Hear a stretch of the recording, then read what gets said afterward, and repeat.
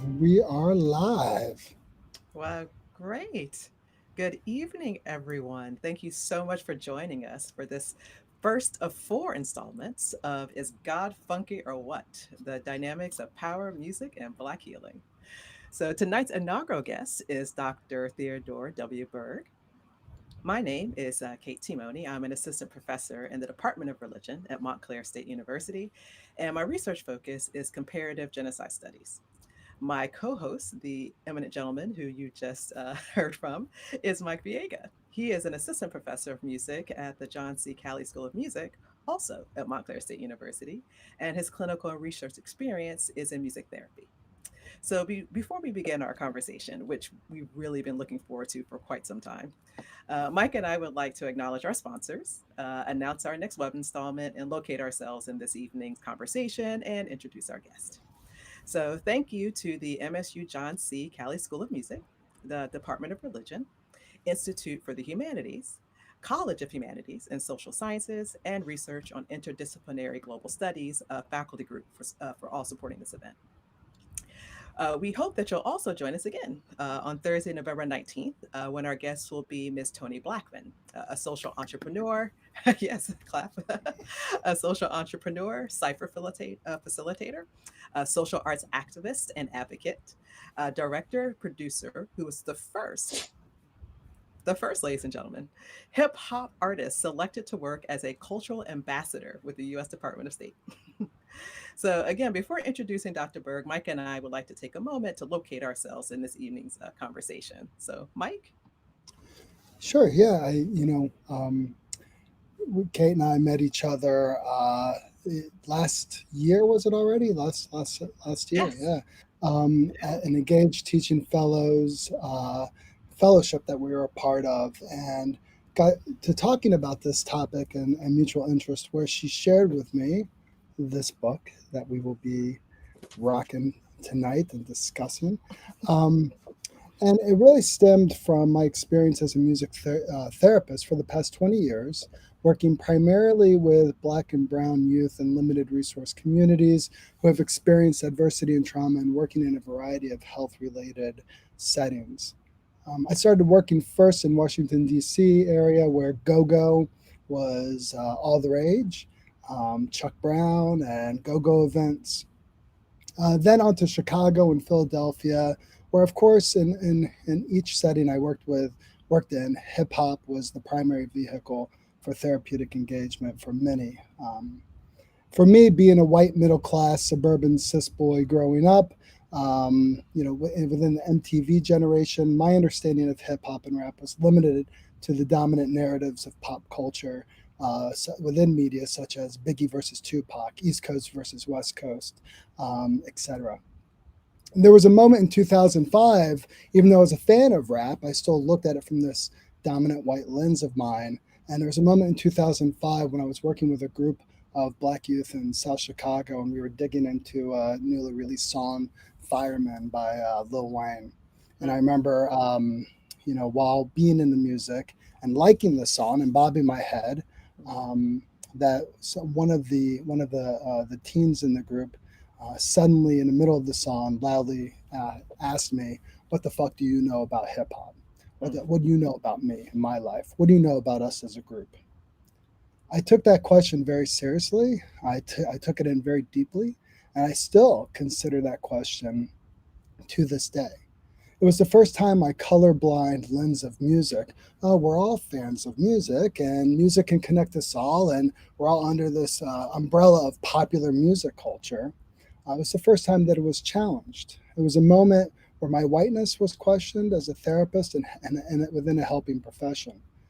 Knowing that music does have universal human connection, where people connect to the numinous or something greater than ourselves, I've been interested with the tensions and intersections between spirituality and the universality of various popular music cultures, but also with the real life pain of colonization, oppression, and the resistance that is the foundation of all popular music cultures in the United States, stemming from the work songs of enslaved Africans, gospel, blues, jazz, rock and roll, funk, soul, dance music, hip hop, and so on. So this is where Kate and I connected, and where she said, "You need to read this book." And we were going to do this live on the campus, on Montclair's campus, in April with Tony. But here we are, and we're so happy that we can do this together tonight. Exactly. Thanks, Mike. And as for myself, as a scholar of religion and genocide studies, as a Black woman, I really appreciate the opportunity this evening to explode what I understand to be kind of most immediately in our history, this kind of inherited and often kind of unexamined colonial conceptualization of the dualist kind of secular sacred narrative, and to kind of reclaim the potential of the everyday sacred through Black music as a healing and a life giving resource amidst what people often refer to as necropolitics, right? The death dealing experiences and institutional structures that suppress and destroy communities of color. So we'll touch upon this topic and many, many others this evening with our guest, the author whose book title inspired the name of our web series, Dr. Theodore W. Burgh. So, Dr. Burgh is a professor and chair of the Department of Philosophy and Religion at the University of North Carolina, Wilmington. He received a BA in music from Hampton University, an MA in religious studies from Howard University, and an MA and PhD in archaeology from the University of Arizona. He has been excavating archaeological sites in Jordan and Sicily since 1996, and one of his special interests is music archaeology. His 2006 book, Listening to the Artifacts Music, Culture, and Ancient Palestine, received the Klaus Waxman Award from the Society of Ethnomusicology. Dr. Burgh also writes, performs, and teaches music, and has had the pleasure of sharing the stage with a number of phenomenal music artists, some of which are featured in the book, including Ray Charles, Kathy Sledge, Tom Brown, and numerous others. I have had the pleasure of knowing Dr. Burgh since Nelly announced it was hot in here, which is to say, I've known Dr. Burgh for quite some time. Teddy. And so I can attest to the fact that this really short bio I'm sharing with you this evening, is not even close to touching upon his impressive talents. So thank you again to all of you who have joined us this evening. So without further ado, it is my and Dr. Viega's privilege, Mike's privilege, to share an evening with my colleague and dear friend, Dr. Theodore W. Burgh. Welcome, Teddy. Thank Welcome, you. Teddy. Glad to be here. Glad to be here. So one of the coolest cats I know. So to kind of begin our conversation this evening, and we will have some time at the end for Q&A, but to begin our conversation this evening, I think, Teddy, a lot of people are kind of curious about the title. This is really infectious title of your book. Where did it come from? You want to share that with us? Yeah, it's really strange. My wife and I were watching an award show. I think it was the Oscars, and I'm not a big award show fan, but I was intrigued because it was the year that 3-6 Mafia went up for. I think it was Song of the Year. Popping my collar. What was that? Song "Popping My Collar." No. Oh, okay. It's It was hard out here for a pimp. Oh yeah. Yeah. So we were watching it, and they won. I remember Queen Latifah announced this, and they won. And I just remember, I don't even know if my wife heard me or not. I just turned to her and said, "Is God funky or what?" And this came. It really. I skipped ahead a little bit. It came right after. I think it was Juicy J, one of the members, ran up on stage and thanked Jesus. Said, "Thank you, Jesus." and my response was, "Is God funky or what?"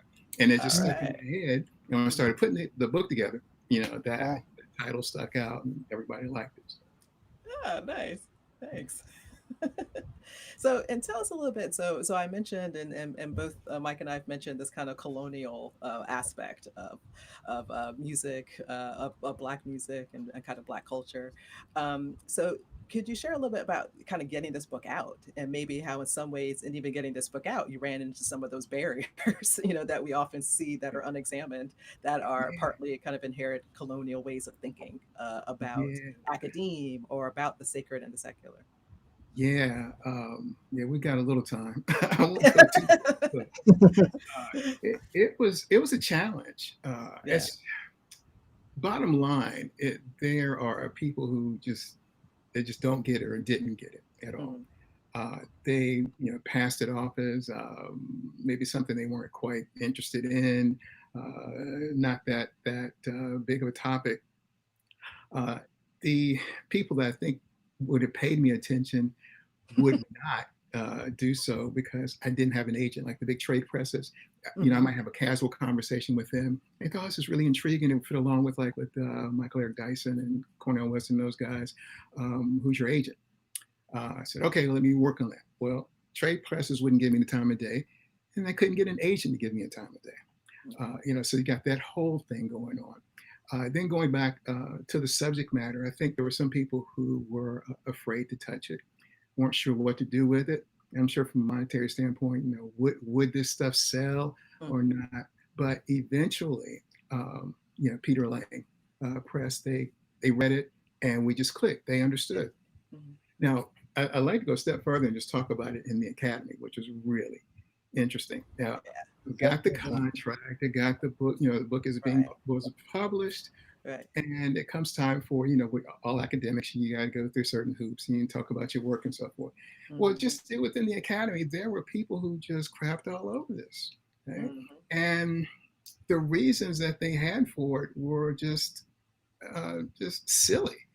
And the more that I dug into, okay, explain to me what the problem is, Right. they again didn't get it. But what really ticked me off is that the people who tried to crap all over it were ones that, knew nothing about music, couldn't play dead, much less play a musical instrument. But they Mhm. were going to try to tell me how to do this and how, you don't reference so and so and so and so. And we just say we had some words. We Mhm. had a ton of words. Mhm. But I was determined to let them know this is something that I'm creating part of the methodology on this, writing from my perspective of still using the academic prowess that we're supposed to use, Mhm. doing all of those things. And I just refuse. It's like, I'm not going to let you denigrate this work, this music, just because you don't understand it. And if you don't understand it, maybe it's not for you. That doesn't mean it's not right, but it's just not for you. So just, say that, and then we'll go from there. So we had, a lot of long talks, but Mhm. eventually it got there. And there's still some people I think that give me some grief on it. But I've come to learn that many of us, especially in academia, when it's something that we don't understand, we denigrate it. Well, Mhm. no one else has written on this, or I haven't heard anything. Or let's just put it for real. If Right. some white person hasn't, or white man hasn't, verified this and said, "Oh, it's just good for you to talk about it," then it's not okay. But Mhm. I'm a pretty laid back guy. But that was one time I was not having it, not having it, Mhm. and we It's quickly kind got of it. like a history of resistance. That in this case, resistance in academia, that the book represents, coming from working within a music school, where primarily Western European canon is the norm for all ensembles and all theory and composition, and popular music culture is relegated to a specialty course or maybe the general ed music course, whereas that's not enough to really truly understand the dynamics, and yet there's so much more than what people are offering, and this resistance comes up all the time, representative of our culture. Yeah, Mhm. yeah, Yeah. definitely, Yeah, it's definitely. it's funny because when you're talking about this, it's kind of Westernization and colonization, and of course because of my area of specialty, I often do think about this divide and about the artificiality of it. And so I was talking to another colleague who's also kind of a big, person into music, and of course one of the inherited concepts of the sacred and the secular comes from music, right? So for instance, it's like in classical music, right? There was a liturgical music, and then that other music, right? That other music was somehow secular. And so something I'd be interested in talking to Teddy more about, because this is something I found intriguing in the book, is that so there are 2 points. One is that I think several people in the book kind of make claims that all music is sacred, right? And you could talk about music being sacred in a couple of ways. So one is that it's all sacred because the source is considered sacred, right? So it all comes from God. Or you might say it's sacred in the sense that it's all encompassing, right? It touches on every facet of life, that, every moment, every ordinary moment in life could potentially be a sacred moment. So why even have that divide, right? It just is, right? There is no divide. But I think a good way of showing that Teddy does in his book is that we talk about Black artists who were considered secular, even by some people within their own Black communities, right? Who were seen as people playing the devil's music and people who are kind of outside the church, referred to as prophets in his book, right? Sam Cooke is a prophet. Sam Aretha Cooke. Franklin is a prophet. Hmm. Tupac is a prophet, right? So can you talk to us more about like what that means? Like when we talk to Black people, as artists, as prophets, kind of dig a little more into that for us? Yeah, that's a phrase. I mean, some of it is mine. Some of it I got from a friend and mentor of mine, Dr. Hugh Page out at Notre Dame. Ah, He's big into blues and blues prophets. But yeah. thinking about what a prophet is, and that's one of those problematic words. It's hard to define. Hmm. But I look at it as a prophet as a messenger, a social critic, a storyteller, one who will tell stories that contains a message. Um, and or conveys thoughts, makes you think, gives you different ideas and so forth. And when I look at these artists, to me, there's no way you can deny that they're not prophets. As you say with Sam Cooke, I mean, we could run down his whole discography, but a change is going to come. Mm. Just That song I mean, makes me cry. I mean, that song moves me. Like it's an that amazing that song. exactly. I mean, the Yeah. first three notes, I think, you're done. Mhm. Aretha Franklin, just the quote unquote secular songs that she's put forward, you make me feel like a natural woman. Mm. I'm not a woman, but I love that song. Okay, there's something. There are messages in there that you get from the way she conveyed it, whether she wrote it or not. She presents this piece of artistry, and I consider all of these artists prophets. And of course, I get pushback about that because we've been programmed to think of a prophet, and if we're being honest, is this white man with a beard that stands on a mountain or something, which is far from it. Mhm. I would go as far a little bit outside of the musical genre. When we look at Malcolm X, we look at Rosa Parks. Those people were prophets just by their actions. They were bringing social commentary. They were bringing sight to injustices. Those are prophetic things to do. So yeah, these prophets here have created pieces of artistry that will live on forever, that spoke to their time and still continue to teach and guide and so Mhm. forth. Mm. Yeah, there have been many times when working with people in crisis interventions, working with people in psychiatric facilities, for instance, and we've been playing together, playing Benny Keene's "Stand by Me," where easily and naturally, someone might easily go while we're singing the song and improvising, they'll easily start saying, "Jesus, stand by me," and throw it in, or when I got sunshine on a cloudy day Mhm. is not just about my girl, but it's about my Lord all of a sudden. So, Mhm. these very, very small turn of phrases become very, very, and faith keeps coming up as a main source of healing, in terms of moving from moments where things may feel hopeless to where popular music um, often provides this sense of faith and support during those times that are not just secular entertainment but very deeply rooted. Mhm. Yeah, definitely. I think people hear things differently at different times. I've heard songs that I might have been working on something, working in the yard or something, but then I'll hear it in another venue, Mhm. and it Right. just hits differently. It hits Mhm. differently. I hear those words differently, and I transform to another space, another time, or certain emotions are evoked. So Mhm. yeah, music is just so powerful, so Right. powerful. Yeah. I was And always interested in the Soul Stirrers and Sam Cooke, because even the Soul Stirrers, which was the religious music, but even that had pop. Like you could jam onto that as if it was pop too. And so as a fan, I never saw the difference between. I always saw them as one and the same in a lot of ways, knowing that the artist may have been forced in a position where they did have to experience that split due to the marketing of the time, Mhm. and to the fears of what it might cost a livelihood by showing that side of themselves in the mainstream majority white public, to Mhm. get on white radio. Right. Yeah. Yeah. And I like Teddy's point about the fact that things speak to us, differently, or that we might get multi layers of meaning, depending on the situation that we're in and what we're dealing with. And then, of course, Mike, you had mentioned this healing, potential. And so one point too, I think it'd be great to talk about is that, as Mike mentioned at the top of of our conversation, was that this initially was supposed to be, on campus in April. And then, of course, the pandemic hit. So, we moved online. So at the time that Mike and I were having this conversation with Tony and with Teddy about doing this, we weren't thinking about a pandemic. We weren't thinking about these unarmed, people who were being shot, and George Floyd. That wasn't necessarily a part of what we're thinking about. Although certainly it could extend to that. So now that we are in this moment, right now, are we thinking?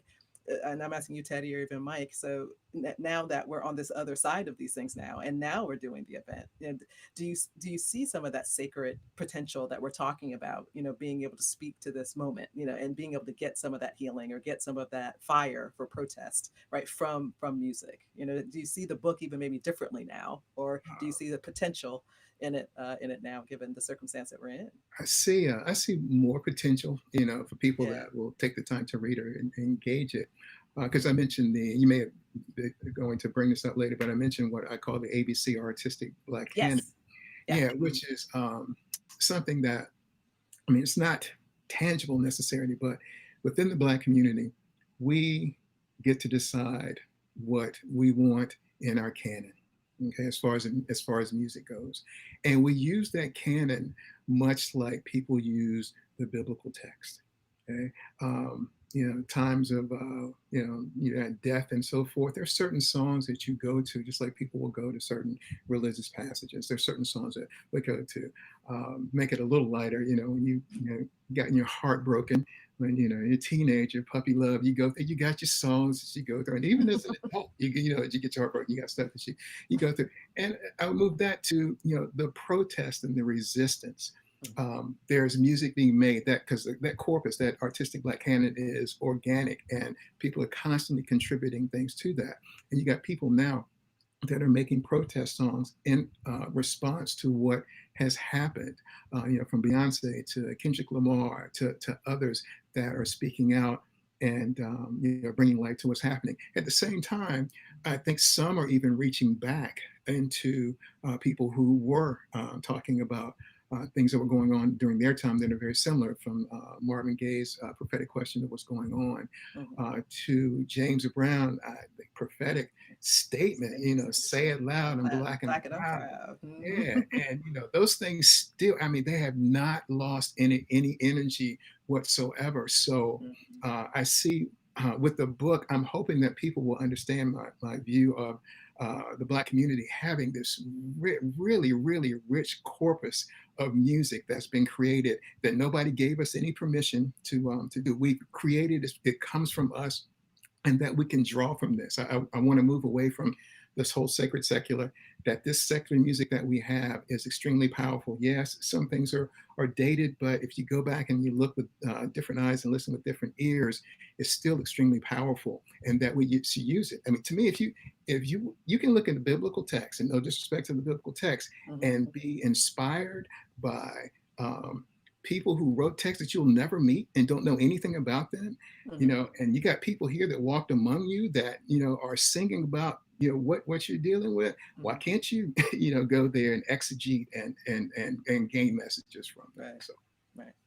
Thank you. That's I powerful. was, I'm interested. When we talk about the power, Yeah. um, you know, songs like Kendrick Lamar's "High Power" come to mind. I mean, there's, especially in hip hop and rap, Tupac Shakur and a lot of artists who songs like "Dear Mama" has a certain power to it, and it's. But then I also think of a song like "Tootsie Roll," or a history of songs, like the Twist, where the songs that have a certain power to them too, a power to suddenly just forget and about and be within something that's light, and we kind of toss that off perhaps as not powerful, but I think it does have a certain power to it. And I was interested in what you think about that aspect, because change got to come. Oof. But then there are other songs that I always feel like there's a certain power within those too, even if they're just pure pop bliss. Yeah, I completely agree. I think yeah, t- uh, scholar Teresa Reed, in her book The Holy Profane, she says it much better than I do, but she talks about Africans being brought to the soil hundreds of years ago. They didn't compartmentalize this idea of sacred and secular. When it came to music, life was life, and all that came with it, and the music was all of that as well. And Mike, I think that's kind of what I'm getting from what you're saying, is that we got the heavy stuff that deals with the heavy problems, but we got stuff sometimes that we just blow off steam and just have some fun with. Right. I will tell you, I'm a big funk fan, and growing up, I was Parliament Funkadelic all day. So Forget about it. Yes. I wore, some listening will know, had my 33 of, I forgot what album it was, but there was one flashlight on it. Man, going to school, I wore that thing out. That was the anthem to cut loose. That was the anthem, just to get going, whatever. And I mean, the words to it are, they just having fun. Everybody's, got a little light under the sun. We could get deep with that as well. But Hot pants. yeah, I think that we often, we're so heavy and so deep that we don't realize the power in some of that fun music, as you're saying. And I think it's an essential part of life, and again, part of that artistic Black canon that should not be forgotten or overlooked. And certainly funk for George Clinton was a life affirming, it was a resistant, life affirming. I think about things like the vocoder and the spaceship coming down for Funkadelic, that there is this, I feel like an alien, a stranger in a strange land in the United States where I live. And I think we lost Teddy. Oh He'll come no, back. connection That's issue. all right. Yeah. Okay. Yeah. But that kind of that stranger in a strange land, that's very prevalent in pop music through through all of it. So Yeah, yeah. Yeah, I mean, yeah, who could forget, some of that style, man. It was off the wall, Bootsy Collins, like, yes, like he had his own thing, so yeah, so it's great.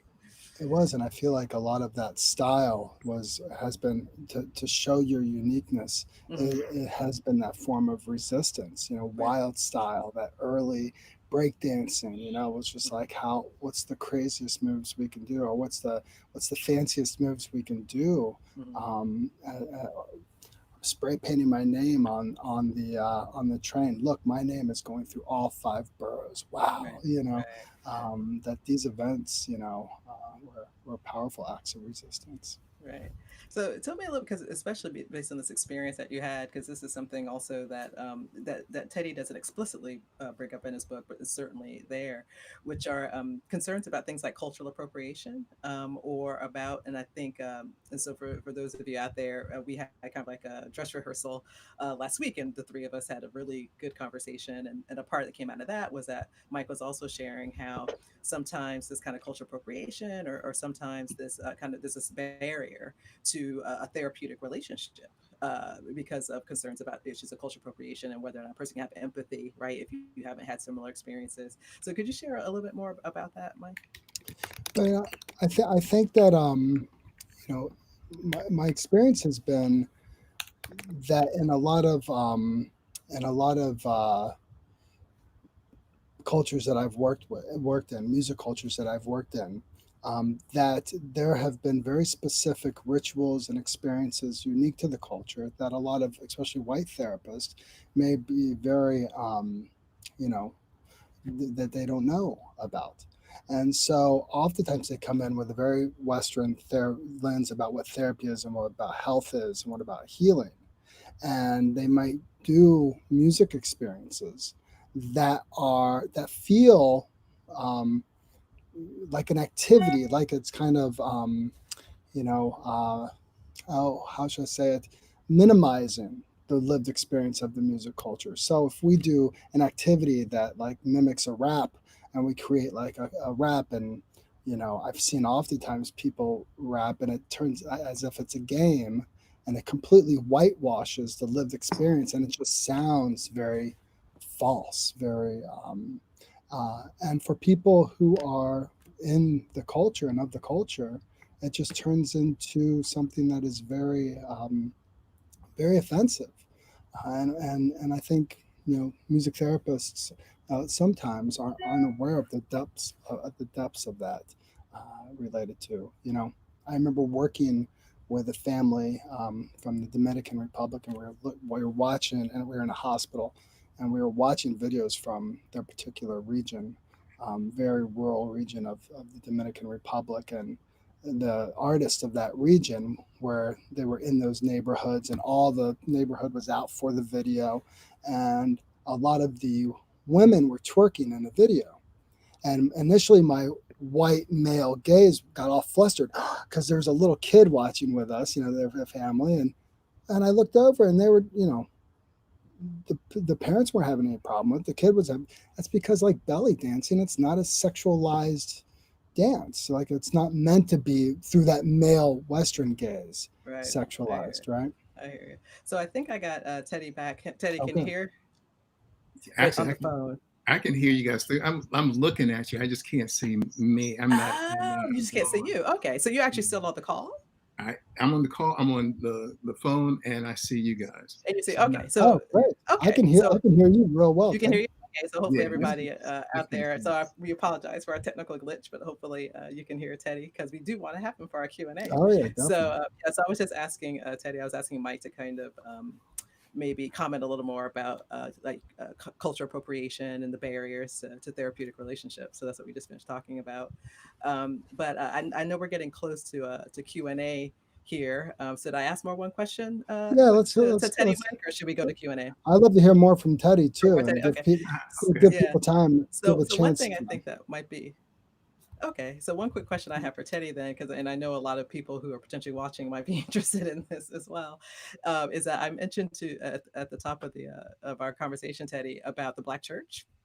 Mhm. And about the fact that many of these artists, they were considered devil's music, and so one could argue that in some ways that was also reinforcing, the divide.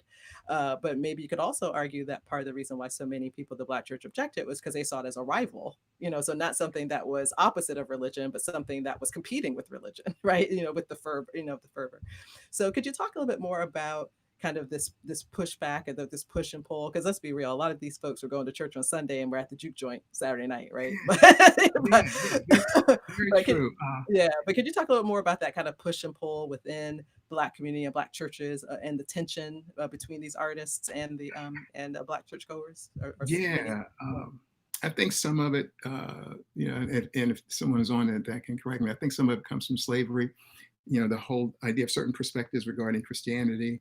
It's almost like you weren't supposed to have any fun whatsoever, or do anything like that. And also the quote unquote risque lyrics, but at the same time, what was happening in the church behind closed doors, which is a whole nother story. But yeah, I will say this. I watched my parents deal with that. My father, who I would describe as the biggest Christian non-church going guy I've ever seen in my life. He exemplified what I think Christianity is about, but he had no time for the church, where my mom was there a lot and played music and so forth. And I talk about this in the book. They would have these weekend parties, okay, on usually Saturday night, Friday or Saturday night.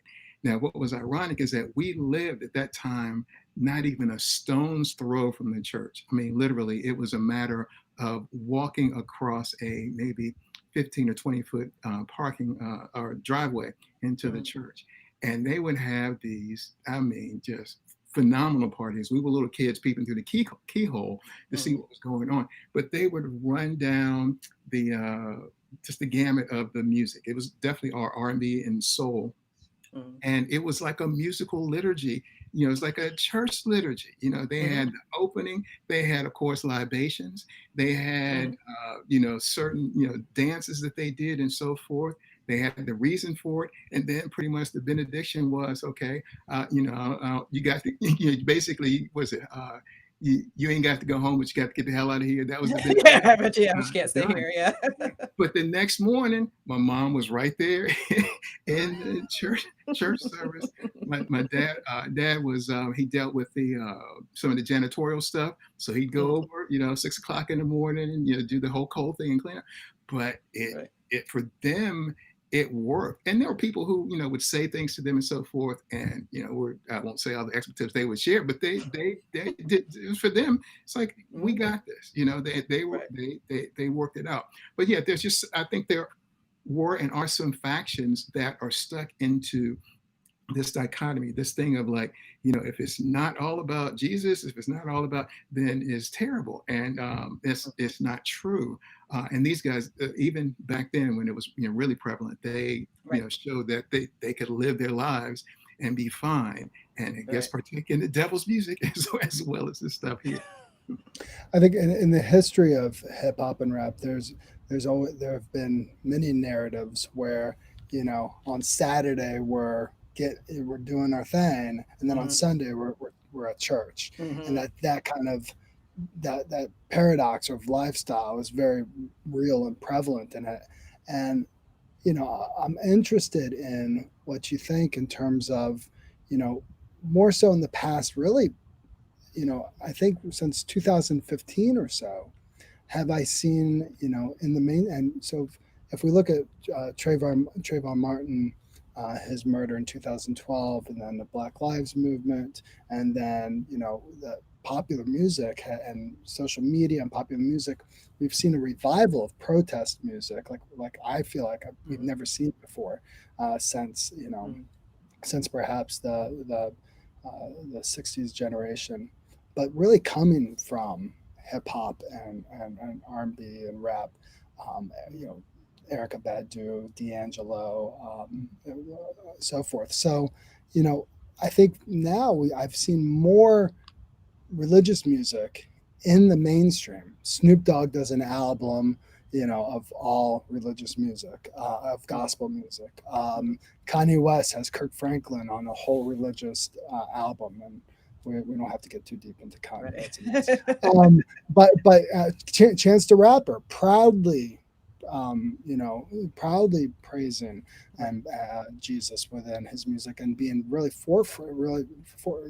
that being in the center of his music. So I'm wondering what you think about this, because it's not like it's separate music anymore in its own category of religious music. It's fully in the mainstream, and I'm interested in why that may be happening in today's generation. Yeah, I'm not sure the reasons why, but I do see that blending of the so-called sacred and secular. And again, I think that it's been sacred all the time. It's just people are blurring or kicking down those boundaries, and not letting people say, well, you can't say this here, you can't say that there. And I hope that it will continue. Where I would like to see more of a connection again is with some of the music of the past and other genres. Because right now, if I'm missing it, please let me know. I don't see a lot that goes past usually blending of hip hop and rap, and then maybe some R&B. I would love to see more of a blending of jazz along with. Jazz is an American art form that, ironically, I was reading. That was supposedly started by Paul Whiteman and another guy, Nick LaRocca, which is the biggest lies and insult I've ever heard in my life. Both of them Caucasian, but they said, oh, no Negro could create anything like this. But bottom line, where did you read that? Was that Where did you read that? That's in Gerald Horne's Jazz and Justice. Gerald, he laid it out there. And Nick LaRocca and Paul Whiteman. Paul Whiteman established the king of jazz, and Nick LaRocca had some horrible things to say, that there was no way a Negro could create anything like this. And furthermore, I'm not giving credit to anyone for something they didn't do. Okay, so, but needless to say, I have a strong affinity for jazz, affinity Right. for jazz because of Right. that reason. Right. So I would love to see, especially with the caliber of players that I see that are on the scene now Mm. in gospel music and even in other genres, that it's there's just sky's the limit on what they could really do in Yeah. combining and blending those things as well. Yeah. I hear you. Should we try to get Teddy back on? Because Mike has suggested maybe having Teddy log back in. Should we try that, or do you want to just transition to Q&A and not risk losing Teddy altogether by trying to get the video back? Are we hearing him through the phone, or are we hearing him through We're Be hearing him Live? actually through Be Live, actually. That's so weird. He's Yeah. not even in the in the stream, but that's Right. great. But we can still Mm-hmm. hear him, but you can't see him. Mm-hmm. Coming in loud and clear, though. Okay. So should we do you see any questions in the stream I there do. that you can I see? do see one question. Okay. Do you think that the combination of racist ideals, conditioning that was installed in me, or is it okay to feel that religious words are only meant for actual religious circumstances? Growing up in a Catholic church, I find myself very resistant to bringing sacred language into music making. Am I racist to feel hesitant about using the word prophet for musical idols? No, I mean that to me, I mean you feel the way you feel. I wouldn't call you racist for not wanting to use the word prophet in there, but I would challenge you to think for yourself. Um, look at what you've been taught. Is that really correct? Do your own research. A lot of times I'm guilty of this as well. I mean, I appreciate the things that I was taught growing up, but it's like clothes. And you can't wear the same clothes you wore when you were 12 unless you are a really special person. Mm. You're going to end up changing clothes, and you're still going to wear clothes, but there may be a little different, and you decide to dress yourself. And when it comes to something like this, I just think unless you just really want to stick with whatever someone is saying, you feel that they're authoritative and whatever they say goes. That at some point you have to think for yourself. So I would leave that up to you, but I wouldn't dare call you racist because you don't feel comfortable using profit for that. That's just yes, your personal choice, and I would respect that. Mhm. Yeah, I think the one thing I'll add too is that I think it's also important to just think through why that may be the case.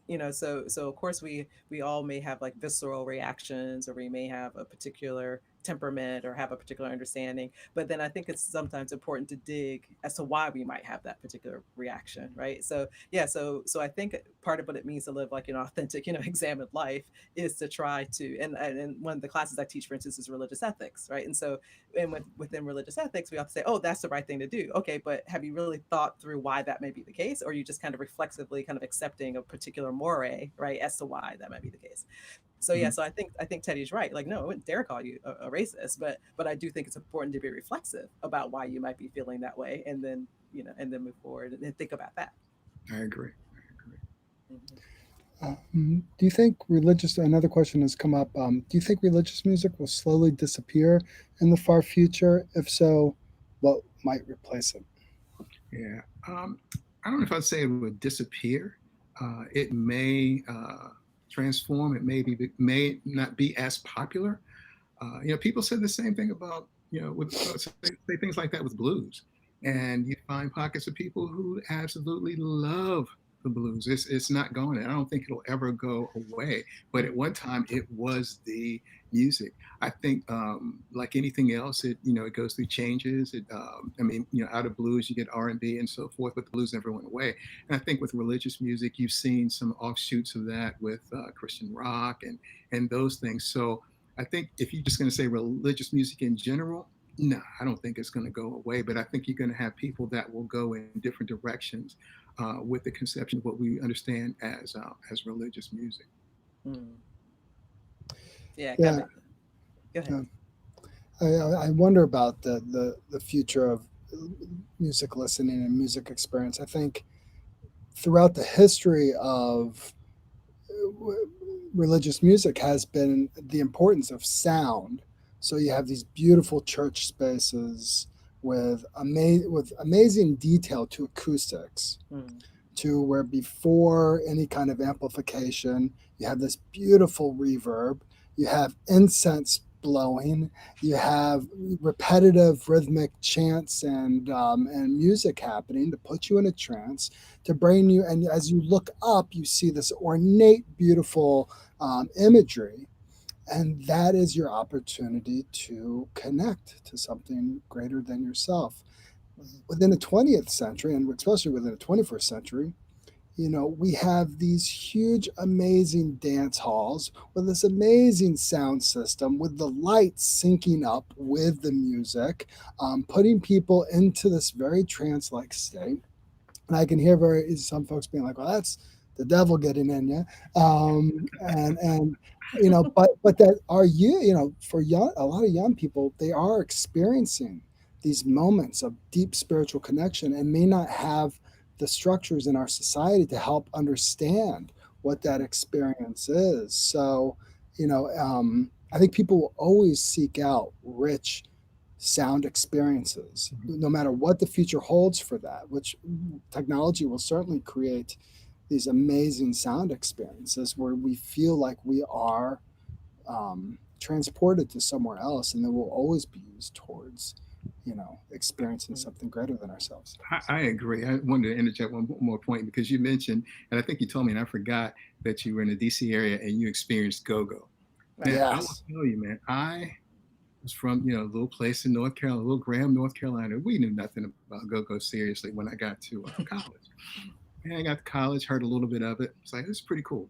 So I moved to the DMV area, and people I was hanging out with said, we're going to go check out, this go-go band playing at Haynes Point. So we get out there, and I'm not sure really what to expect. They were getting set up, and the group was called the Pump Blenders, early group. This is in the 80s. Man, that guy, the drummer, hit the first couple of notes. I don't know where I went, but that whole place, I mean, it's like it blew up. You're talking about, being transformed. I mean, I can't even describe, it was funky. It was loud. It was powerful. And I was like, I got to keep getting more of this. But yet that, I couldn't put into words what was happening there, but everybody was on, that wavelength. So I think there is something to, people experiencing that and maybe learning how to either verbalize or communicate that experience, that can continue to work on. Yeah. And that connection of people together is important. Yes. Oh yeah. Yes. Yeah. One of the things that Teddy beautifully outlines in his book too, when he kind of makes this case for why this distinction really doesn't make sense, is that he shows, for instance, if I remember correctly, Teddy, he has like a line from a preacher, a line from like a blues artist, and then a line from a DJ, right? And how functionally they're doing the same things, right? In the sense that they're the call and response, and they want to transport you to another place, and they want you to join in, and they want you to improvise, right? And that you're like, wow, that looks really similar, right? And that all three of them are communicating and trying to do very similar things with their audiences. Right. Exactly. Yeah. Exactly. Yeah. Very, very much on point. Yeah. Which is another way of getting kind of different ways of making the case about these similarities. Yeah. We have a comment from Terry Thompson. I wonder, just an example to the point of music affecting you in different ways depending on when and how you are hearing it. When I hear the following verse of the song as a conversation with God, I break down in tears every time. When I think of it as a love song, I don't have the same emotion. Any thoughts on whether music should be defined in different categories? The Wind, CC Winans. But I'm afraid that you've forgiven one too many times. So afraid to give my heart again, just to have a change of mind. Not quite sure that you can trust me, and I would hate to have you find me again, drifting away in the wind. He shares lyrics to a song, or they share lyrics to a song there. Yeah. So the questions about categorization. Yeah, categorization. Mm-hmm. Yeah. I think sometimes the categorization, it should be more fluid. That was one of the difficulties I had in putting this together. One, defining Black music, which it kind of worked with that, but then where to put certain things because it could branch so many genres depending on the context in which it's played.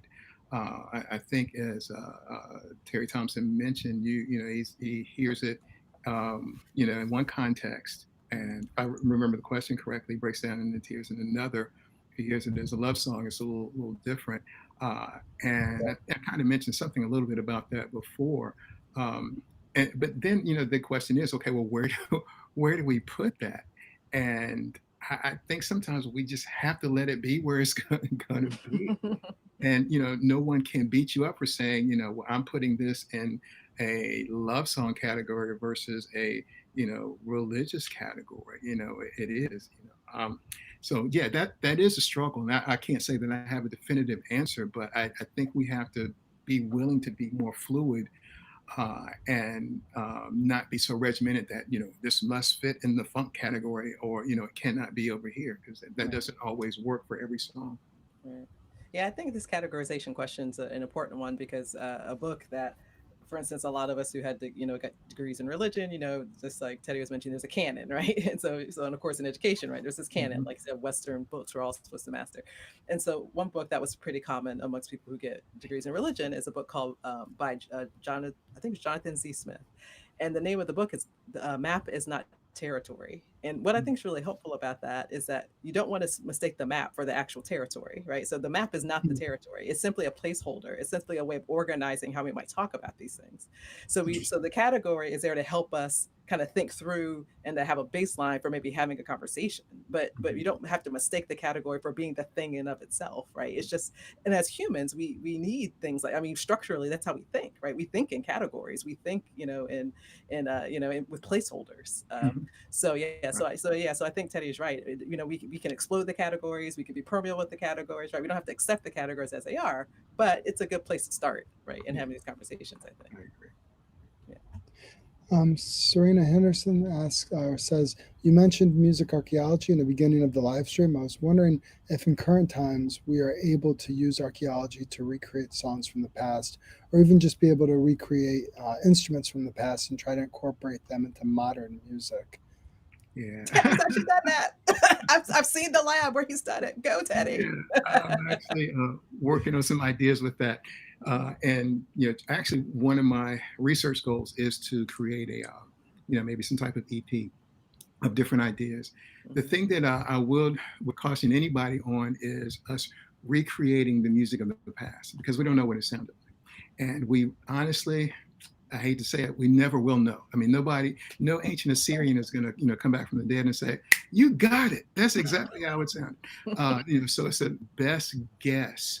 But I love the idea of trying to create instruments that are similar to what we have in the past. We do find some remains, but remember, instruments are made from organic material, so they're not going to. Very seldom we're going to find something that's completely intact. So we're using drawings, we're using figurines they're holding, and then we're leaning on these artists to have created the instrument exactly right. So that doesn't always go according to plan. So yeah, I had students create lyres and harps, drums, and flutes and pipes and so forth. So it's a matter of using that in technology. I think we can do some really creative stuff, but it would be more on the entertainment side versus saying we now have the songs of David. If you go on the internet, there are people who tell you, they can tell you exactly how David sang, what he looked like, and and all that stuff. Be careful. Be careful. Be really careful. And Teddy, I seem to remember, I think, I can't remember how many years ago it was, but it was so the American Academy of Religions, like the professional organization that many people attend in our fields. And so, and Teddy, I remember at one of our regional meetings, I think it was in Georgia, in Atlanta, didn't you actually like play with a sample of what it might have sounded like using an instrument? Am I making that up? No, no, no. I did a talk there, and I Yeah. actually did. We took there is some transcription of text, and Yeah. from that text they created what they thought the musical notation would be. So Hmm. with the group, the Frog Project that was playing at the beginning, we actually did our rendition of their interpretation. So I Huh. mean, actually, it was pretty hip, but It was. I couldn't say definitively that. Oh Right. yeah, this is the Assyrians were really hip too, and they did this. But it was a way of just kind of at least using the findings to create our own interpretation or ideas, Right. artistic art interpretations and ideas. Hmm. Yeah.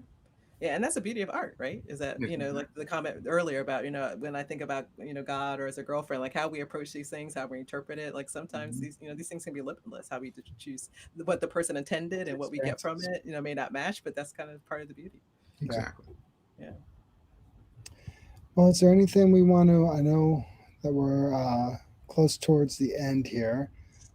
Teddy, is there anything you want to share about the book or about your work that you feel like we should really hit upon? Well, I Buy will the tell you, book. We're yeah, both, we both hold it up. I would A double whammy. I would encourage people to buy the book. I think you'll enjoy it, and if you'd like for me to come and share more with you, I'd be glad to. One of my goals, and this is just wishful thinking, I would love to do a true documentary with this, and trying to go and film some of these people that are still here, Mhm. Mm. older artists, and then incorporate some of new artists and address some of these same questions. So hopefully, I'll get a chance to do that. I do want to say. Thank you publicly, of course, to my wife who had to listen to this stuff, me listen to me drone and drone on about this stuff. And also to my editor, Sarah, who she was at Peter Lane a little while ago, and now is at New York University Press. She was incredible in helping me put the ideas together, for this. So I don't want to, name too many people, but those two people that, and if anybody else, please charge it to my head, not my heart. But yeah, I just, wanted to publicly say that about both of those folks. So, and again, thank you all so much for having me to do this. This is like really cool to produce the book and then now have people actually get it and talk about it and enjoy it. So that means a Yeah. lot. Oh. I mean, each section, whether it's Curtis Mayfield or Aretha Franklin or the Jackson Five, I mean, you go into so many amazing artists that I could spend an hour just talking with you about the Jackson Five and start digging into some of my records and let's talk about it. I mean, it's just it's a really great pleasure to talk with you. It is, Same and here. it's great. And the way it's organized, for those of you who may be on the fence about getting it, let Yeah, me do my last pitch, which is the way yeah, it's organized is great too, because he's got it by genre, right? So, but blues, Mhm. jazz, funk, hip hop, So if you want to flip to that, you can. But he also has particular artists, right? So if you're interested in Tupac, if you're interested in Sam Cooke, if you can go there. So it's a book that you can read straight through cover to yeah, cover, but it's also a great book as like a reference book. It's a great book to just kind of hop around as your mood strikes you about something you want to Mhm. read. I mean, a lot of us are quarantining. Heck, this is a great, this is a great book for curling up in a corner while and you're bored. it really is like a book that just like its topic. It's Mhm. good for everyday music fans who are just like who are into it. Right. But it's also good for an academia. It is as scholarly as it is for every day, It and really that is. those distinctions, are kind of a false binary. And so Yeah. I love the book for that. Well, Yeah, he yeah, thank you. I beautifully brings appreciate that it. together. You really do, Teddy. So yeah, Yeah, thank you. We'd like to publicly thank you Yeah. for your spending your time with us and for sharing your absolutely. talents with us. Yeah. Thank you. Definitely. Definitely. Good deal. Well, I'm going to be on, and was it November 19th? Yes. Or, Yeah. yeah. So Mike's gonna share. Yeah, you want to remind, but yeah, we'll get to see Teddy again for that. Yep, November 19th, we will have the one, the only, the legendary Nix Tony Blackman, who will be gracing us with her presence, who is really a healer, an entrepreneur, a MC. Her work with young women in cipher work and the cipher, the circle, improvisatory circle, where we improvise, freestyle, and rhyme. A wonderful program she created called Rhyme Like a Girl. She has a book coming out in January about the wisdom of a cipher, and really someone who is a teacher to many. And so the reason why she's part of this conversation is because she perfectly um, uh, encapsulates all the intersections that we're discussing here within her work and the healing and wisdom of the cipher. So can't say enough about her. Check her out, look her up. Her music's amazing. There's a song she has called "Why Worry, Why Worry, Why Worry." It's a beautiful song. Check out her work, and we'll talk more about that on November 19th. Okay, great. So thank you again, Teddy. Thank you to all Thank of you, you Teddy. Yes. who bared with us through our technical difficulties and who submitted questions. So we hope to see you. Hope to see you again. Good deal. All Bye, right. everybody. Take care. Good night.